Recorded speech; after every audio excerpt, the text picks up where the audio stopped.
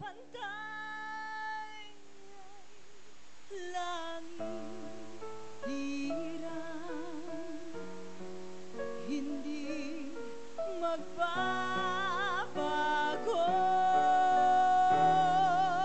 kailan pa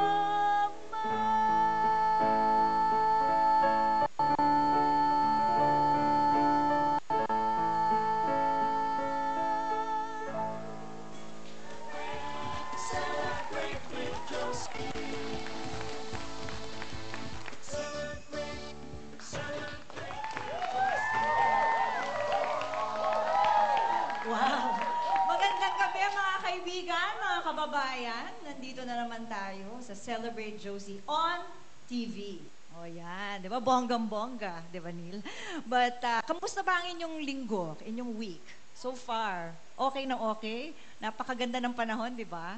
Di ba? Kalimutan niyo na ang winter, kaya enjoy natin ang ating panahon ngayon. So, samahan niyo po kami dito sa Celebrate with Josie. Ano nga ba to? Ito ay isang oras ng kantahan, kwentuhan, and we will be featuring sa kantahan, speaking of, mga Phil-Canadian talents natin na kumakanta, sumasayaw, kumakain ng apoy, pwede din, diba? Si Anju yata kumakain ng apoy. Minsan i-feature natin dito yan. So, itong show natin, we will also feature yung mga Pinoy na Pinoy, lahat ng Pinoy na papaalala natin sa inyo kung ano ba yung mga Pinoy na mga ugali, mga Pinoy na pagkain. It's everything on this show. So, lalo na sa mga anak nyo o mga apo nyo na hindi na alam yung kultura ng Pilipino. Hindi ba? So, ngayong gabi, nagsimula tayo singing a song entitled Kapantay ay Langit, na nilikha ng isang napakagaling na napakahusay ni Mr. George Canseco. Marami siya mga ginawa niya ng mga kanta, tapos nung kinanta nila, sumikat na lang sila. Totoo yan. Mga big names. Oo. Nga pala, pakilala ko sa inyo ang aking musical director, si Mr. Neil Wab. Magandang gabi. Magandang gabi po sa inyo lahat. Ayan. Akala ko si Piolo Pascual ka eh. Josie. So going back, Neil, George Canseco. George Canseco. Napakadaming nilikha niyang kanta. No? Institusyon siya sa Sige, subukan industriya natin ng kung OPM. masasagot nitong mga audience natin. Makinig kayo mabuti. May movie pa yata yan eh. Vilma Santos ba? Naku. O sino makakahula nung kanta na yun? Ayun, Kastilyong Buhangin. Medyo kasing edad natin yun. Ayan, oo. Uy, hindi ikaw lang ha, Nila. That's Kastilyong Buhangin. Ito kaya, mahula sige, kaya nito. sige pa. Uy, parang alam ko yan. Favorite ko yan.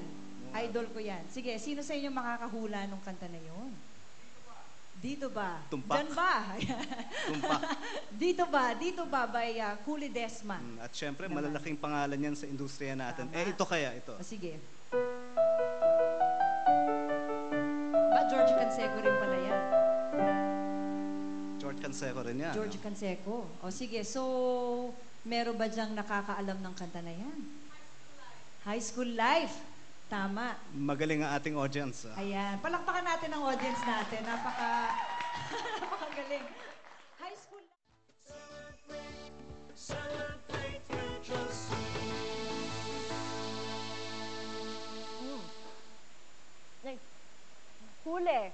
Huli akong kumakain ng barbecue chicken. Itong dala sa atin ng napakagandang si Miss Lillian po of Casamar.